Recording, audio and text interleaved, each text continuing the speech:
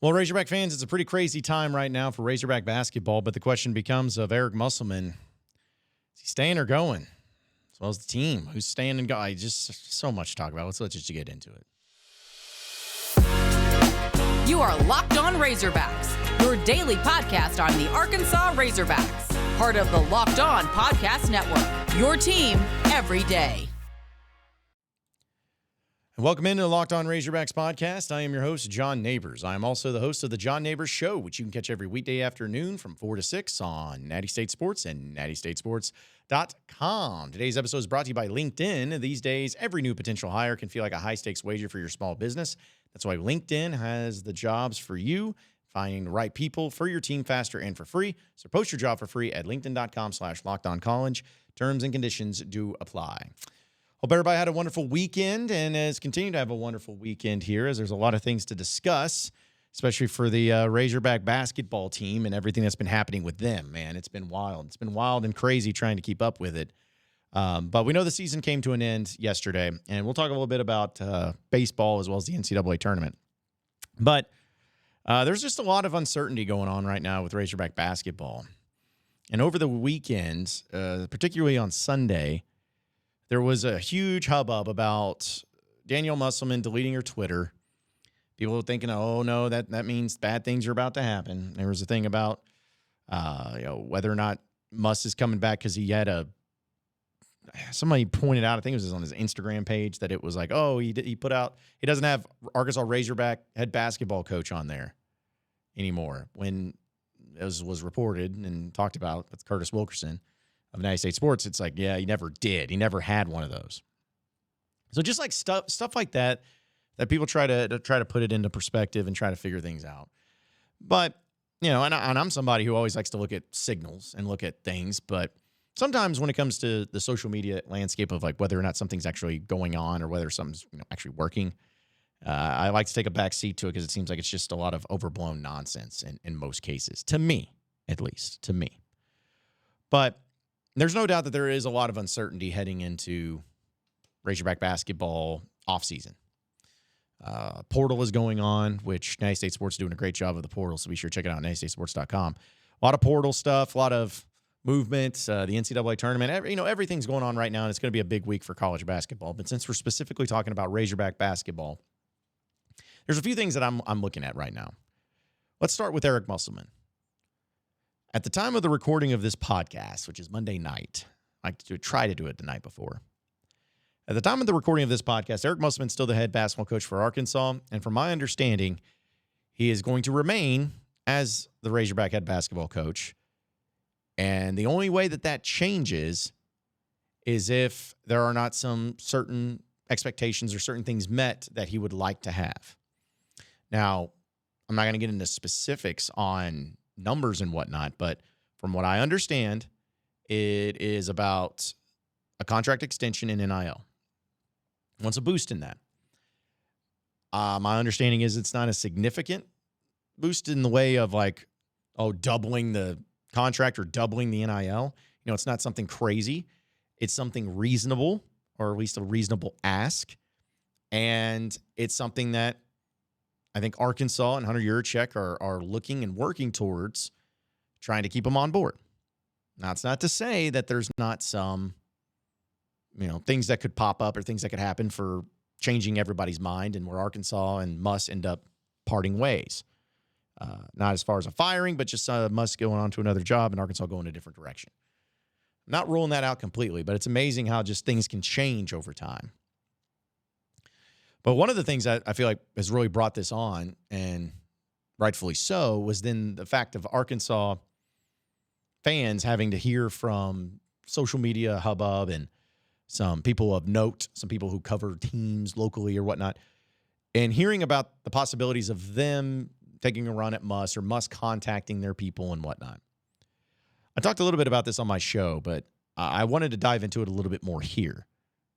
I believe that with what Eric Musselman does, if you think about the transfer portal and what he has always done in the portal and how he approaches the transfer portal, it's always going to be popping up with guys that might be interested in coming to Arkansas or people that Arkansas is reaching out to that they have zero interest in, but they like to throw off the scent, if you will, from other teams. Because there are teams out there that if they see Arkansas offers a kid or some certain schools offer a kid, they immediately go offer him too because it must mean he's good.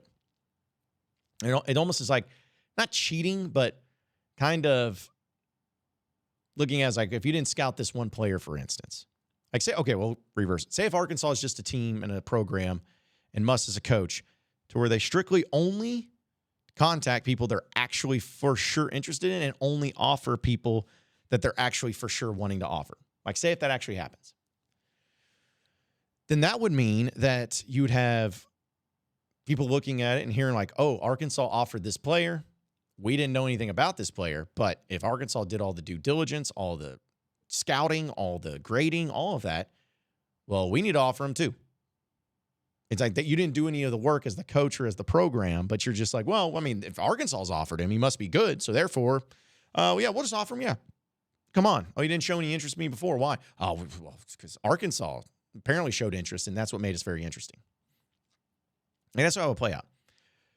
But the point is that Muss is very calculated on how he approaches it. Like he likes to put offers out there and contacts off there to throw guys off the scent. There's a reason for it. There's method to the madness. There's a reason why they do it. But on top of that, and taking another step forward, you're talking about a lot of, in this current perspective, hubbub about Musselman being interested in these other jobs where there may actually be some truth to it, but I would lean towards more of the calculation of making there be leverage in his favor. Saying, hey, I'm serious about this. I'm serious about it. Like, you guys got to up your game here. I want a contract extension. I want some more NIL. You guys got to make it happen. And I'm not saying that Arkansas is not trying to, but to just add the pressure and put the heat on it a little bit, there's going to be these things that get thrown around. Like Eric Musselman doesn't have an agent. Think about that. He doesn't have an agent. So I think a lot of it is just saying, okay, well, if you guys don't get it done, like this is what's going to happen. This is what's going to be going on. Like there are other places that would love to have me. So you better make sure that you're doing it. Which some of you may look at it as, oh, that's a bad deal. That's greedy. That's terrible. I don't want my coach doing that. I don't want him approaching it that way. Well, it's reality, folks. It's how we all are. We all do this in our jobs and in our field. Like we say that we don't, and maybe some of you actually don't. But let's be honest. If you're in a high pressure situation, and you're doing a great job at the place you're at, and you have a lot of other companies that are hitting you up and would love to have you as part of their company, part of the head of their company, and you know that you got a lot of leverage for that, how are you going to approach it? What are you going to do? Well, some of you may just be like, oh, no, I'm all in on staying here, and that's fine. But some of you may be like, hey, listen, go to the boss, and hey, I could leave at any time, but I'd like to have some more money. I'd like to have some more, a better facility, my own office type of thing. Like you wanted to approach it that way. Well, when you do, that puts leverage on. And all of us would want to do that in that situation because we want to do what's best for us as our family and as individuals, but also have the best setup to succeed at the business we're at. And that's all that Eric Musselman's doing. Now, I don't know for a fact that this is just Muss doing this. This is just I'm putting the pieces together. So make sure I'm clear on that. But that's the vibe that it gives. Now, on the other side of it is the portal, where Arkansas's already had a few players hit the portal. Joseph Pinion, Najee Harris, Keon Minifield. I believe Bay Fall is going to be hitting the portal here soon. We'll see. Nothing confirmed. But those aren't just going to be the only ones. And so if we're assuming that Eric Musselman is going to be returning as head basketball coach, then who's coming back, if anybody's coming back? I'd love to have Caleb Battle back. I'd love to have Trevin Brazil back. I'd even love to have Tremont Mark back. If you could get all three of those guys back, that'd be huge. But at this point, I'm just having to let's wait on the coach. Let's wait on Muss. Let's wait on making sure that that's all set in stone, ready to roll. And now give him an extension. Just announce it. Give him an extension. Get it out there. Get it out in public. Hey, We've signed him. He's staying. It's all good. Move forward. Let's go. That's what I'm hoping for. But the uncertainty is definitely scary. I get it. But if I'm standing in it right now, I think Eric Musselman comes back again. Monday night recording, I think Eric Musselman comes back, and I think it all works out for Arkansas. But we'll talk a little baseball here in just a second. But, folks, this week, March Madness bracket highlight is brought to you by our friends over at Nissan. Each week, we're picking a team that stands out, a team that has pushed it further than the rest, just like all of the new 2024 Nissan SUVs. These guys were able to take it to the next level. The Yukon Huskies can only be described as the Armada. The top-seeded team is a hardcore team that's as hardcore as it gets out there. So it's no wonder that they've landed the top overall seed in the NCAA tournament. They're one of the favorites to win it all, despite six of the Power 6 conference champions standing in their way in the East region. So take the Nissan Rogue, Nissan Pathfinder, or Nissan Armada and find your next big adventure at shopnissanusa.com. We're also brought to you by Amazon Fire TV here on the Locked On Razorbacks podcast. It is your destination for sports. From live game highlights to in-depth analysis, Fire TV offers amazing viewing experiences with smart TVs as well as a Fire Stick that you can plug into your existing TV that provides access to millions of movies and TV episodes as well as free and live TV. Whether it's opening weekend for baseball or the college basketball tournament, you're going to want to have a Fire TV. Fire TV recently created a Fire TV channels to deliver a constant supply of the latest videos from your favorite sports brands, all for free. That includes all of us at Locked On and most of the big pro leagues and college conferences as well.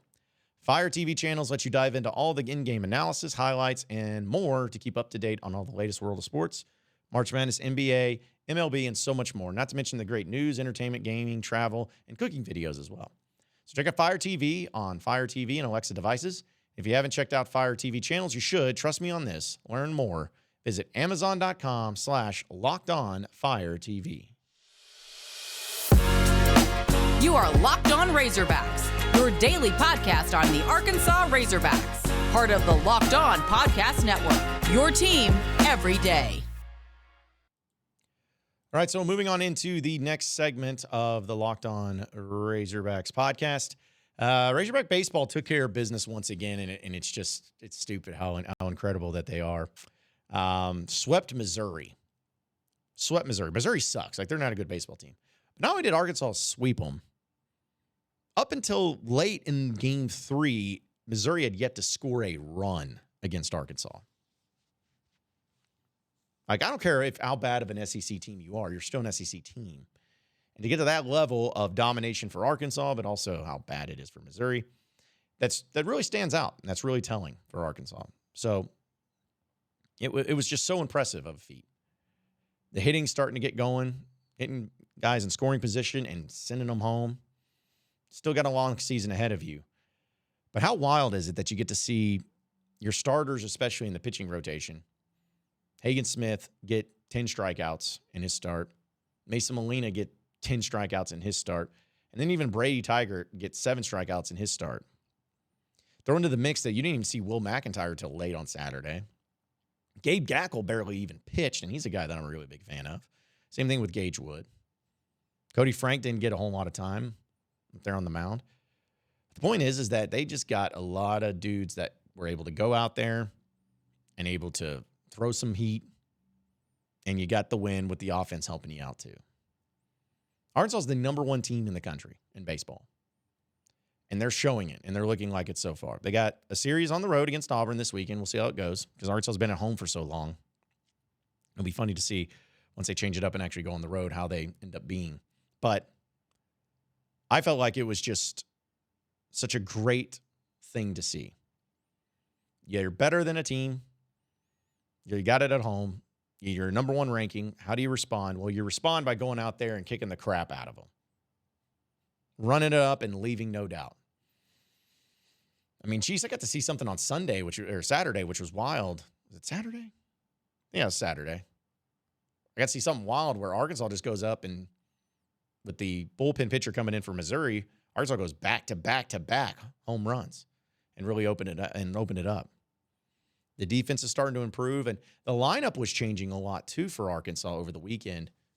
And it's always funny to see how this all changes out. Like, you can look at it in the way of how you're winning and how you're losing. If you're changing the lineup when you're losing, it's usually because it's like you're trying to figure out how to make this thing work. You're trying to figure out who's the best, and you can't, that nobody can really set themselves apart, but you're struggling, so you got to figure out something. But when you're changing up the lineup or changing up your rotation or changing up your starters, whatever the sport and whatever you're doing, when you're changing that up when you're winning, that's not you struggling to figure it out or struggling to trying to figure out the right guys to in what position because you're desperate and you're trying to see who sets themselves apart in that way. You're doing that because you have so much dadgum depth and so much talent that it's like, hey, I don't care who we're rolling out there. We know we're going to win. It's just a matter of who wants to continue to be the guy, who wants to continue to be our number one option at this particular position. Like, that's when you know you got something going on. That's when you know you're really, really good. And Arkansas is really, really good. But I'm not trying to put the cart before the horse. I'm not trying to get way too excited. But you got to feel good about all the aspects of what your team's showing. Stovall's really coming along, starting to hit really well. Like Sprague-Lott is a guy that looks really good. You got Souza, who's a true freshman who has all the power, man. He's looking the part. Aloy's starting to come together. Like everybody. I mean, there's not really a player I look at where I'm like, oh, Denny. No, I mean, it all looks great. And so hopefully they stay healthy, knock on wood. Hopefully they continue to get some good things going, and hopefully we don't have to see any more issues or any problems, and this team just continues to get better. But we'll find out against Auburn this weekend. I also don't expect Arkansas to just win every series, folks. Just don't do that, please. Don't have that expectation. This team's going to lose series. This team's going to lose games. Just don't lose too many of them. That's the key, and that's all I ask, really, at this point in time. Folks, we're brought to you by LinkedIn, and when you're hiring for your small business, you want to find quality professionals that are right for the role, and that's why you have to check out LinkedIn Jobs. LinkedIn Jobs has the tools to help you find the right professionals for your team faster and for free. So, thing about LinkedIn, though, is it's not just another job board. LinkedIn has a vast network of more than 1 billion professionals, which makes it the place to hire somebody. It gives you access to professionals that you can't find anywhere else. And LinkedIn does all those things while also making the process easy and intuitive. Hiring is easy when you have that many quality candidates. So easy, in fact, that 86% of small businesses get a qualified candidate within 24 hours.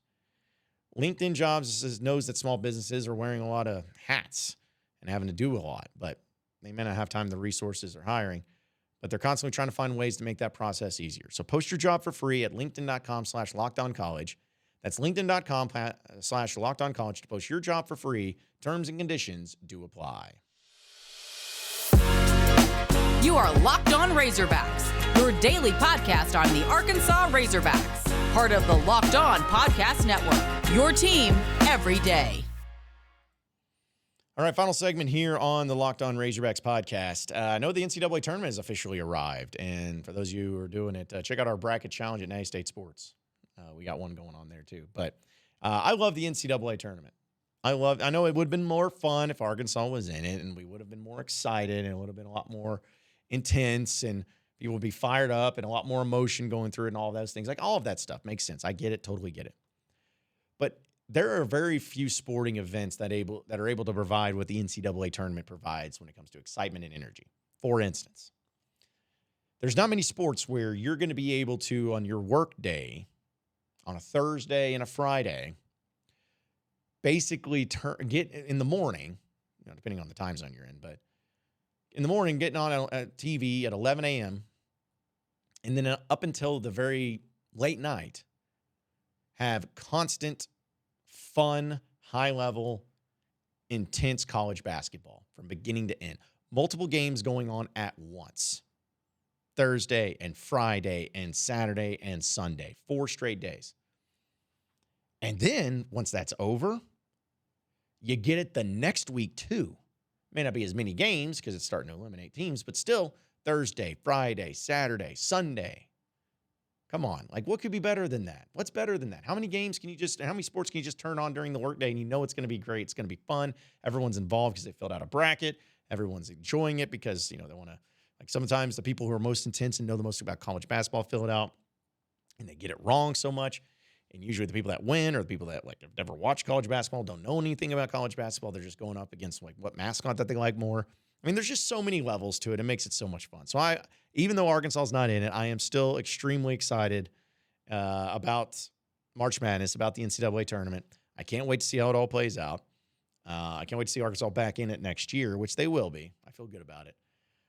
But yeah, it's just, I love this time of year. It's so much fun. I know you all do too. So let's have some fun. We'll probably talk about it as the podcast goes on this week, unless anything crazy continues to happen, but still going to be a lot of fun. So can't wait to be a part of it. Appreciate each and every one of you listening in and watching the Locked On Razorbacks podcast. Be sure to like and subscribe to the podcast on iTunes or on Google Play.